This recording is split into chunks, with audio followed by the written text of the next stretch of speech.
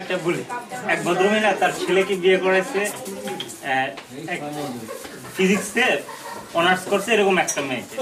তো ভদ্রমহিলা স্বাভাবিক অশিক্ষিত, সে তার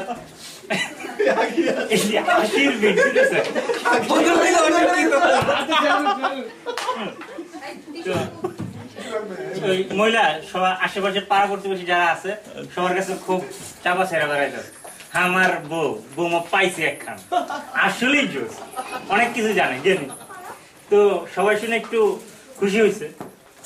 তো একজন প্রতিবেশী এক মহিলা ভাবতেছে বাড়িতে যাইতে হবে, দেখা করতে হবে। তো একদিন সকালে গেছে, যাওয়ার পরে ভাবি আসলাম আপনার বৌমাকে দেখতে।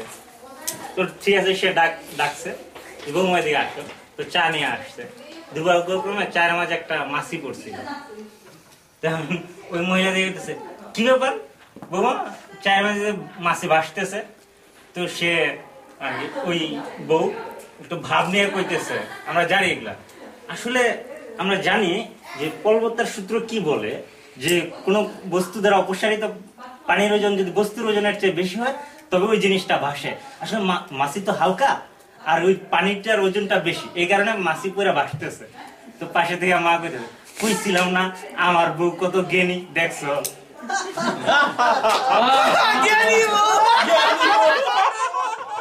আরেকটা কই,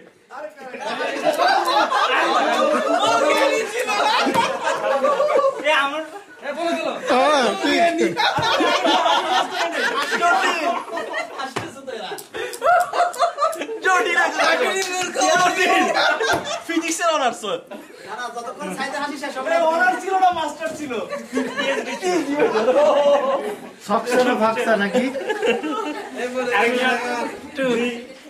দম্পতি ঝগড়া লাগছে, এক দম্পতি আসলে ঝগড়ার ইয়েটা হচ্ছে যে সে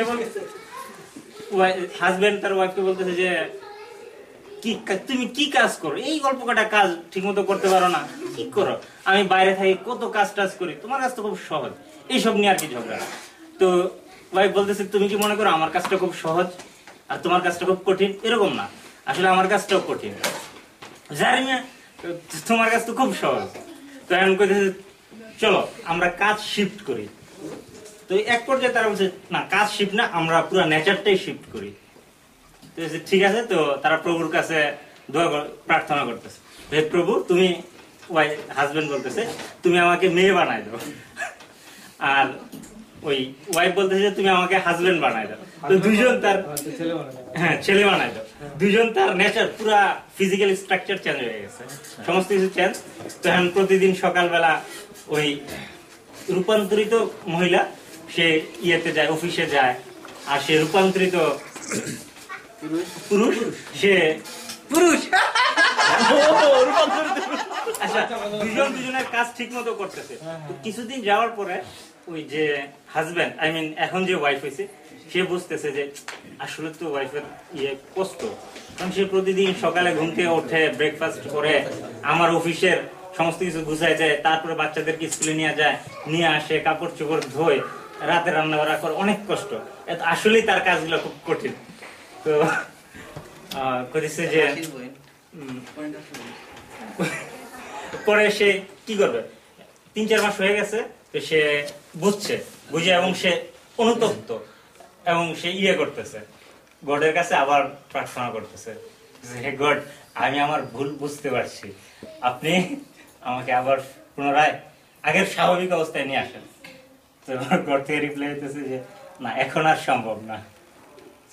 কেন? কারণ you R pregnant now.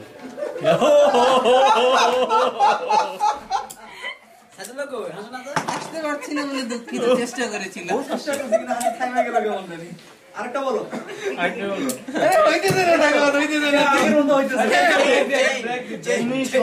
কলাবাগানের rail station নিয়ে আসো।